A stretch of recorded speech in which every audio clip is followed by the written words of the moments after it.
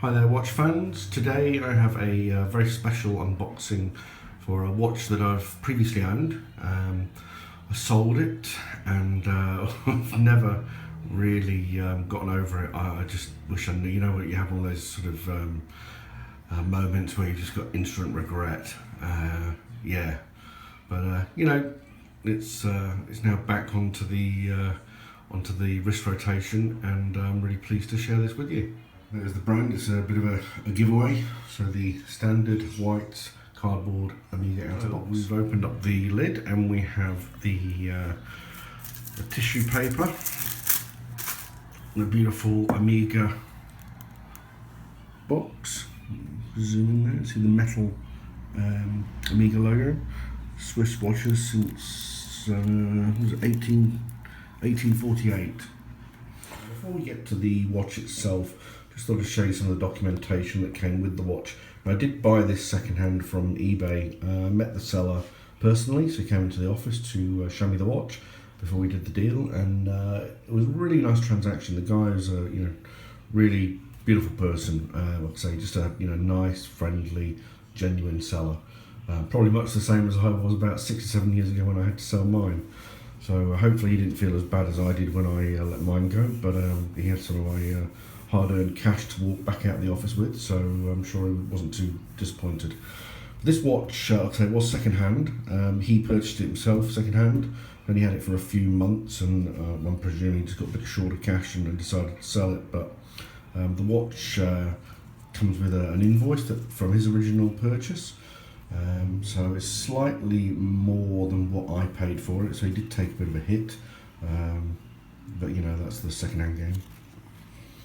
And it also came with a valuation from the same place that he bought it from, so a valuation at £6,500 Australian dollars.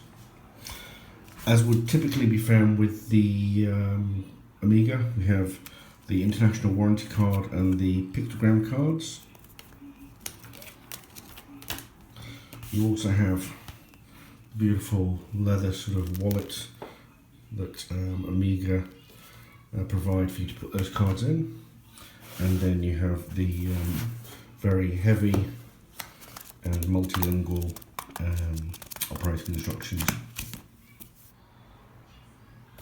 And here you are, guys. This is my new acquisition, the Amiga Speedmaster, as many of you know, called the Moonwatch. Back in the watch collection, thankfully. Now this is a deluxe model. It's the Sapphire sandwich, so it has the front Sapphire here, and on the back there is a display with Sapphire on the back as well. As I mentioned, the insurance valuation for this watch is, I think from recollection, the guy told me was valued, so 6.5. What's interesting is this model, which is the 3573.50, has now been replaced by a new model, which is a 311.30.42, which is it's basically the same watch, exactly the same watch, but it's got a hell of a lot of additional stuff, like a beautiful presentation case, a loop, and a spring bar, changing tool, and a few bits and pieces. But the retail value of that watch now in the Amiga store is 7,550 Australian over here.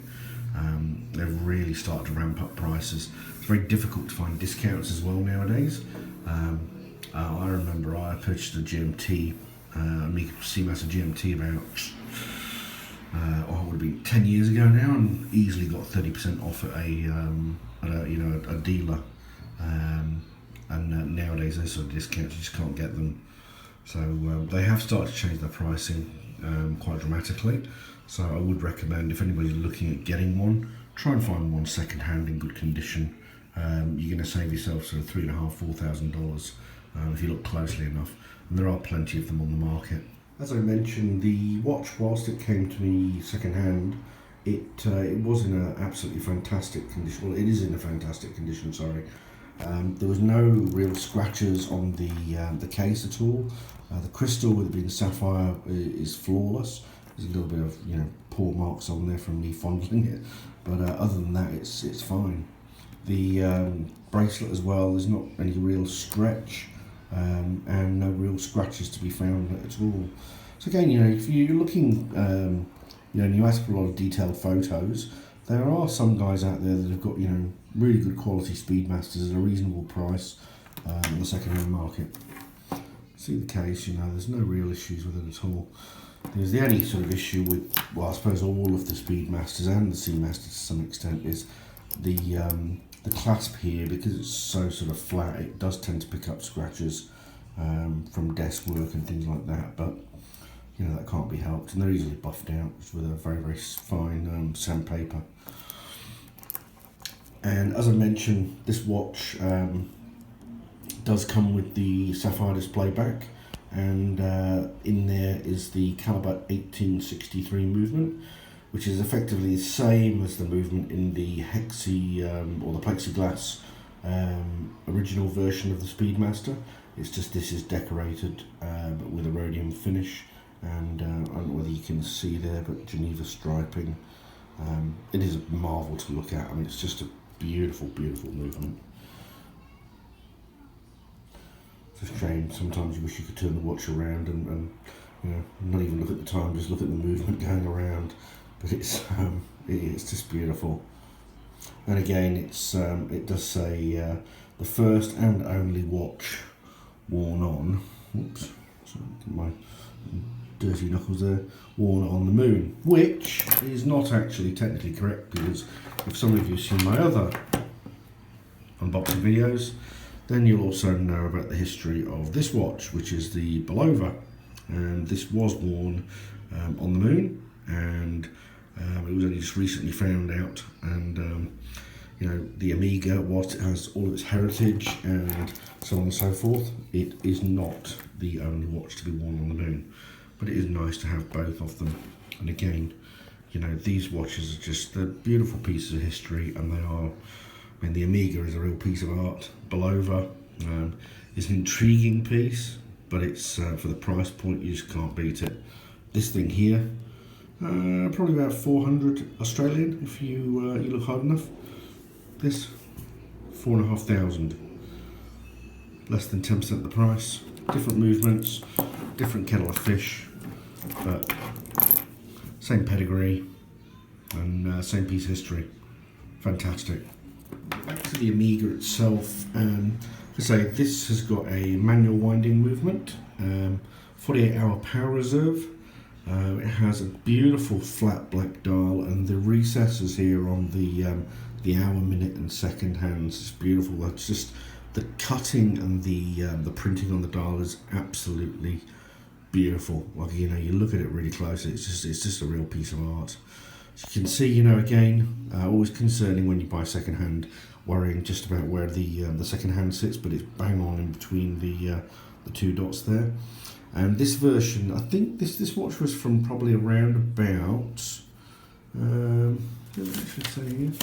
It doesn't, but I would say it's probably about 2004, 2005.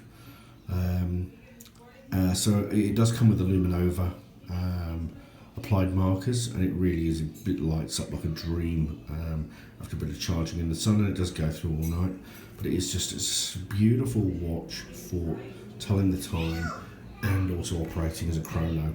It's, you know, white on black. It is just really legible, really clear. It's just a, you know, beautiful, beautiful watch. The size of the case, it's a 42mm. So it does seem to sit on wrists quite large. I've seen guys who seem to have larger wrists than me, and I've seen them wearing this watch. It is a very common luxury watch, and it does seem to sort of sit there and be, you know, quite prominent, which isn't a bad thing. But if you do have a small wrist, you may want to look at the reduced size. I don't know whether they even still do the reduced size, but they do. They did previously have a reduced sized automatic. One of those I had as well, but I flogged that. Don't necessarily regret that. I don't think that was a particularly good movement. It was a little bit too small for me, but I'm just glad to have this baby back. Looking at the case itself, you can see you've got the bezel there, the metal bezel that sort of sits out, and then the crystal, the sapphire, is actually rounded. I don't know whether you can make sapphire rounded. It must be polished like that, but that sits up quite high. It's actually very similar to the Belova one as well. The Belova isn't finished as nicely on the corners there, or the edges, sorry, but as you can see, it does sit there raised quite a bit. There it is on the wrist, guys. Like I say, it's got a nice bit of presence to it. The sapphire really gives it a nice shine as well. I mean, the plexiglass, I'm sure, gives it a little bit of a sheen as well, but this does sort of have a slightly more premium feel than the original Moonwatch, which I don't mind. You know, I quite like the sapphire. My old one, with it being plexiglass, did scratch every so often, or you're always worried that it was just going to chip or smash entirely. With this, you're not too fussed about, you know, the odd knock here or there, because you know that it's not going to damage the crystal too much. Anyway, I hope you've enjoyed this. Say, please don't forget to subscribe, and you know, please put a comment down in the comment section. I hope you guys all wear your watches in good health. Thank you very much. Bye.